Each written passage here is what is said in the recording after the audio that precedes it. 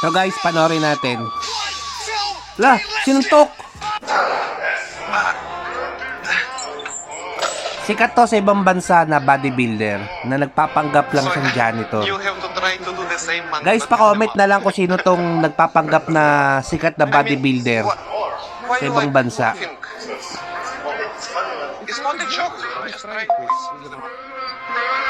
Ay, grabe! Ang bigat nun! Masang kaya to? Hindi niya mabuhat, no?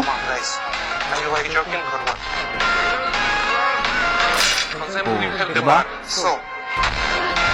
Padis!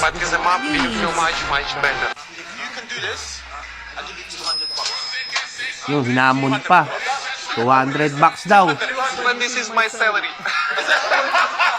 Nagtatawanan po, oh. You like? Huh? It's really you want to? Listen, I'll give it to you. Kala nyo, hindi niya kaya yan, ha? Kaya niyan.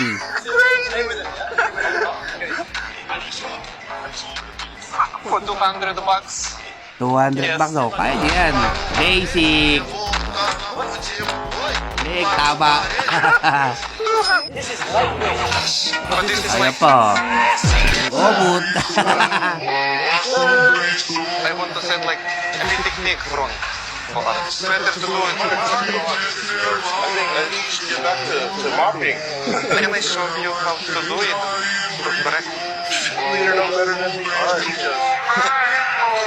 So usually like Kaya niya yan. Guys, pa-comment na lang kung sino tong bodybuilder sa ibang bansa. stop like talking with me. Like Kalimutan ko talaga pero lagi ko yung pinapanood dati. Pick it up, pick it up.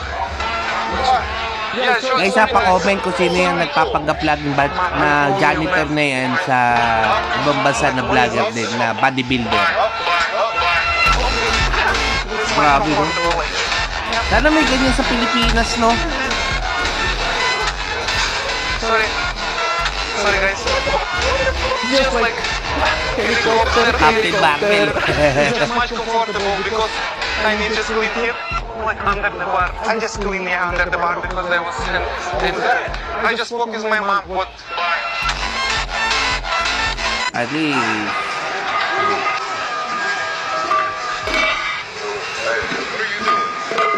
Putting plates. Plate you want. For the set. For my city, yes, sir. My set. I want to do the set first with you. It's on the way, man. Ano? It's like pretty full. You got it, bro. Bigat siguro niyan. Hilarious.